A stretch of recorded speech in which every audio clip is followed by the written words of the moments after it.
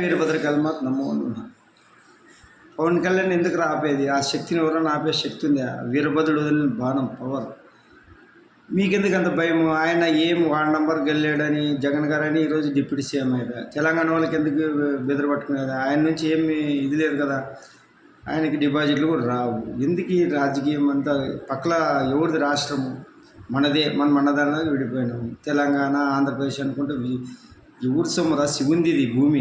అద్దె శరీరంతో వచ్చినాము, అద్దె భూమిలో బతుకుతున్నాము. ఎప్పుడు కాల్ చేయాలి తెలియదు, అర్థం చేసుకోవాలి. ఇంకోటి, మళ్ళీ కేసీఆర్ గారు దేశక నేత అని మొత్తము 600 కార్యాలయాలతో తిరిగి వచ్చి మళ్ళీ అప్పుడు ఎవడు మాట్లాడలే. పక్క రాష్ట్రం మనం ఈడే బతుకున్న వాళ్ళు పోయి చేసుకోండి. రాజకీయం చేయడానికి మీరు వచ్చి ఆంధ్ర రాజకీయం చేసుకోండి. మీకు పవర్ ఉంటే మీరు రండి, మీరు ఎమ్మెల్యేలు రండి.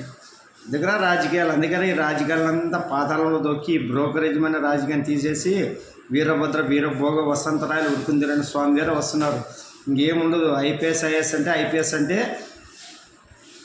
పోలీసు ఎస్పీతోన ఒక్కొక్క నియోజకవర్గానికి, కలెక్టర్, ఐఏఎస్ వీళ్ళతో పాలింపజేస్తాడు. అప్పుడు అర్థమవుతుంది ఈ రాజకీయం నుంచి మనకు నష్టమే కానీ లాభమేమి ఉండడం లేదు. దీనివల్ల కులాలు మతాలు అన్నీ రకరకాలుగా చిచ్చు పెట్టుకుంటా నాశనం చేసుకుంటా మనుషులు గొడవలు పట్టుకుంటా ఫ్యాక్షనిజం, రౌడీజం, గుండాయిజం ఇవన్నీ రాజకీయాల నుంచి వచ్చింది.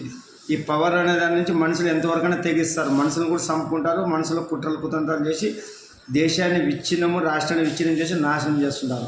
ఉచిత పథకాలు ఎక్కడి నుంచి వస్తావురా? కష్టే పని. శివుడు ఏం చెప్పాడు? నీకు శరీరం కాలు చేయించాడు, పని చేసుకొని బతికి కర్మ చేయాలంటే ఎట్టి సొమ్మించడానికి మీరేమన్నా ఏడాది దైవాన్ని సంబూతులా? మంత్రదండాలు ఉండవు. అప్పులు చేసి రాష్ట్రాన్ని దేశాన్ని నాశనం చేస్తున్నారు. భావితరానికి మనం అంతా నాశనం చేసుకుంటూ కూర్చున్నాం. భావితరాలు ఎట్లా బతకాలరా? అప్పులతో బతకాలా? వాళ్ళకి డెవలప్ చేయాలా, అభివృద్ధి చేయాలా? ఒకప్పుడు మన తాతలు ముత్తాతలు చేసారు కాబట్టి మనం వీటి వరకు ఉండాం.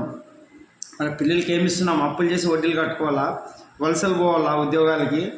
అందుకేరా మీ అందరి గుణపాఠం నేర్పడానికి వీరభద్ర వీరభోసంతరుడు వచ్చి దిశానిర్దేశంతో భారతదేశాన్ని పాలించి విశ్వగురు వస్తే అఖండ భారత్ అవుతుంది, విశ్వ భారత్ అవుతుంది. ప్రపంచ దేశాలని మన పాదాల చెంత చేరి దేహి అంటే అది మన ఆయన వీరభద్ర వీరభోసంతరాలకే సాధ్యం.